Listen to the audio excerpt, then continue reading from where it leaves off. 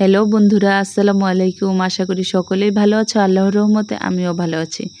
আজকে এই বড় মাছটা কাটতে কাটতে তোমাদের মাঝে একটা গল্প শেয়ার করব। এই মাছটা আমার শ্বশুরকে বলেছিলাম বাজার থেকে বড় একটা মাছ আনতে, তাই আমার শ্বশুর বড় 2 কেজি ওজনের একটা রুই মাছ এনেছে। 400 টাকা কেজি। এই মাছটা 2 কেজি ওজনের, 800 টাকা দিয়ে এই মাছটা এনেছে। কথায় আছে, আমরা সকলেই কিন্তু জানি যে সকলে বলে এক গাছের গোটা নাকি আরেক গাছে লাগে না। মানে গোটা বলতে এখানে ফল বোঝানো হয়েছে। এক গাছের ফল আরেক গাছে লাগে না। এখানে গাছ বলতে বোঝানো হয়েছে শ্বশুর শাশুড়িকে, আর ফল বলতে বোঝানো হয়েছে ছেলের বউকে। তো অনেক পরিবারে দেখেছি শ্বশুর শাশুড়ির সাথে ছেলের বউয়ের তেমন কোনো বনিবনত থাকে না, কথায় কথায় ঝগড়া হয়। ছেলের বউ যদি বলে কোনো কিছু খেতে মন চাইছে, তাহলে কিন্তু শ্বশুর শাশুড়ি বলে তোমার বাবা মা কি তোমাকে কিছু খাওয়ায়নি? আর দেখুন, আমার ক্ষেত্রে সম্পূর্ণ অন্যরকম। আমার শ্বশুরকে মাত্র একবার বলেছি বড় একটা মাছ আনতে। আমার শ্বশুর 2 কেজি ওজনের একটা মাছ নিয়ে এসেছে, আর আমি এই মাছটা কাটছি। আমার শ্বশুর সামনে বসে আমাকে দেখিয়ে দিচ্ছে কিভাবে মাছটা কাটবো। দেখুন, একেই বলে ভালোবাসা। তো সবার ভাগ্যে তো আর সব কিছু জুটে না।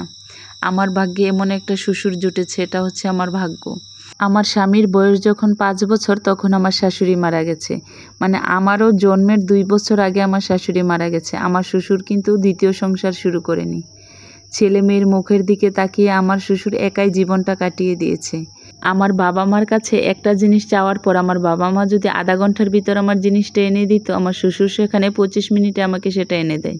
ছেলের বউকে পরের মেয়ে মনে করে না, নিজের মেয়ে মনে করে নিজের কাছে আগলে রাখে। তাই তো আমার বাবা মায়ের আসনটা আমার শ্বশুর এখন দখল করে নিয়েছে। সবাই আমার শ্বশুরের জন্য দোয়া করবেন, আল্লাহ পাক যেন আমার শ্বশুরকে সুস্থ রাখে, নেক হায়াত দান করে। আমার শ্বশুর যেন আল্লাহ পাকের রাস্তায় তার জীবনটা কাটিয়ে দিতে পারে।